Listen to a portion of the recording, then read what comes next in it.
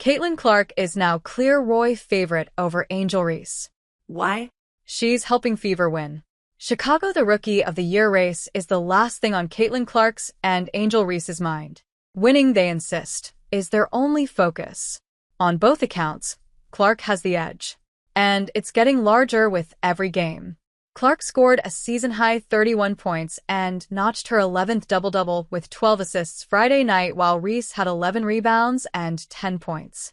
But the stat that matters is 6. As in the spot the Indiana Fever moved up to in the 8-team playoff race with their 100-81 rout, leapfrogging the Phoenix Mercury. Chicago remains 8th in the standings, but after 5 losses in a row and problems almost everywhere on the floor, the Sky's spot is precarious. We don't wake up and think about individual awards.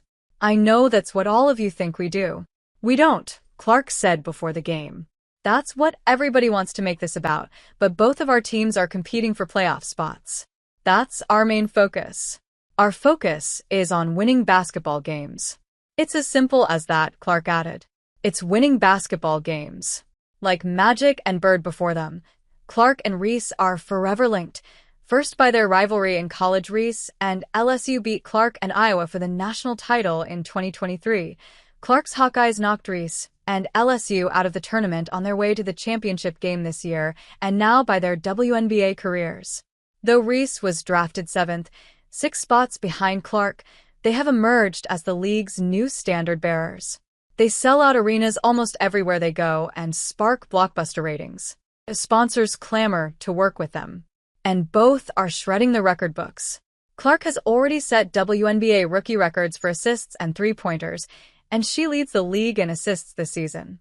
Reese's last rebound Friday night gave her .399 for the season, breaking Tina Charles's rookie record, and her 23rd double-double extended her WNBA rookie record. Clark and Reese were lottery picks because the Fever and Sky, respectively, expected them to elevate their teams. To lift them out of the WNBA's doldrums and into contention, first for the playoffs and eventually for titles. There's no question Clark has moved ahead of Reese in that respect. She and the Fever both have recovered from their rough start, largely because Clark has finally had time to develop chemistry with her teammates. Clark barely had a training camp before she and the Fever were thrown into the meat grinder portion of their schedule. Anyone who's ever played basketball or actually watched it knows that a point guard, even one as gifted as Clark, can't just whip the ball around the court. They need to know what their teammates' tendencies are, everything from who likes the ball where to who can handle a rocket of a pass. Until that happens, there are going to be miscues. Lots of them. The Fever began the season 1-8, and Clark had 15 games with 6 or more turnovers before the Olympic break.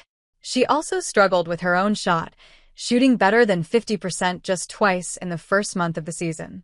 But Clark and the Fever gradually figured it out. Clark has scored in double figures in every game since June 16th and has had a double or triple-double 10 times. The Olympic break also helped, allowing the Fever to have what was effectively a second training camp. The difference is obvious. Indiana has won 3 in a row and 5 of its last 6. On Friday night, the Fever had assists on 26 of their 32 field goals. They had 11 turnovers, and Chicago got just 5 points off them. Just time, honestly, Clark said. You've got to be able to feel out your teammates. You want them to understand you, and you have to be able to understand them, and I think that took us a little bit of time. I'm going to just get more comfortable the more games I play. Chicago's problems are not Reese's fault. The Sky are limited offensively. Their second leading scorer is still Marina Mabrey, who was traded before the Olympic break, and they haven't figured out how to win close games. The Sky have lost 6 games by 4 or fewer points, including 3 in their current 5-game skid. Against the Fever on Friday, the Sky raced out to a 13-point lead in the first quarter and wound up losing by 19. And Chicago had to outscore the Fever 10-2 in garbage time just to make it that close. It's not being able to execute down the stretch, and that's something we have to fix, Reese said before the game. We don't want to continue to lose. It's not a good feeling for any of us.